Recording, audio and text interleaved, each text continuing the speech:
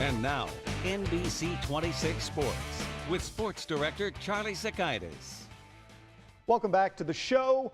We are now 2 days clear of the seismic sports injury that rocked not only Green Bay and the NFC North race, but the entirety of the National Football League. Aaron Rodgers' broken collarbone hits a 10.0 on the sports Richter scale. And with no new information out today, we thought we would take this time to address some of the fan questions coming our way. And I say we because this is a two-person job. Kelly Price, what do you got for me? All right, Charlie. Well, clearly things are going to look a little bit different around here the rest of this season. Steven wants to know, with Brett Hundley out at quarterback now, how much does this offense have to change?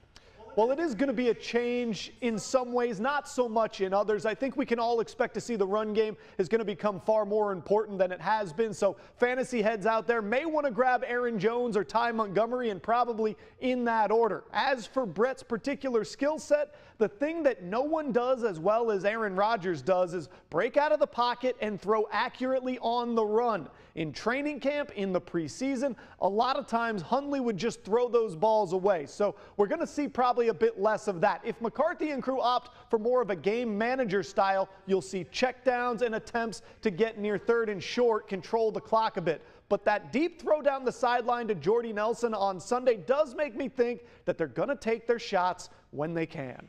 Now, we know the Packers follow a draft and develop model, so I think I know your answer to this, but Philip asks, should the Packers go after Tony Romo or stick with what they've got? Should, I don't think is the important question here. Will?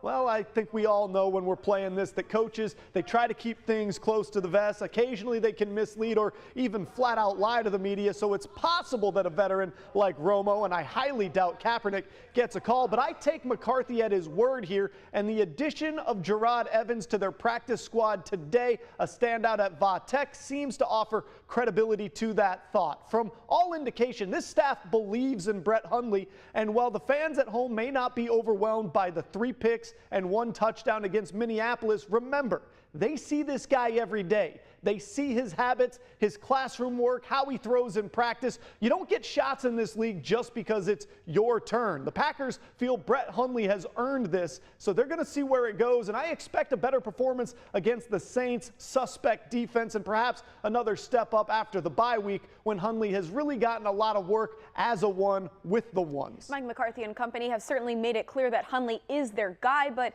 Katie wonders, will they get to the playoffs and stay there with Hundley at the helm?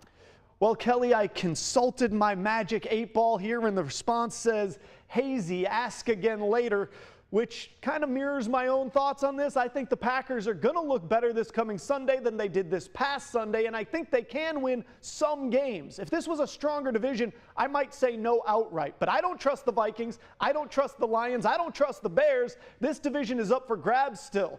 But I do think it will take winning the division to get to the playoffs. I don't see them making it as a wild card. That's fair. And finally, of course, the other Brett that came to Packers fans' minds, and don't shoot the messenger here, Charlie. Andy wants to know, is Brett Favre still available? Well, that looks like it's a hard pass. Guess that'll do it for sports. Keeping you connected, I'm Kelly Price for NBC 26.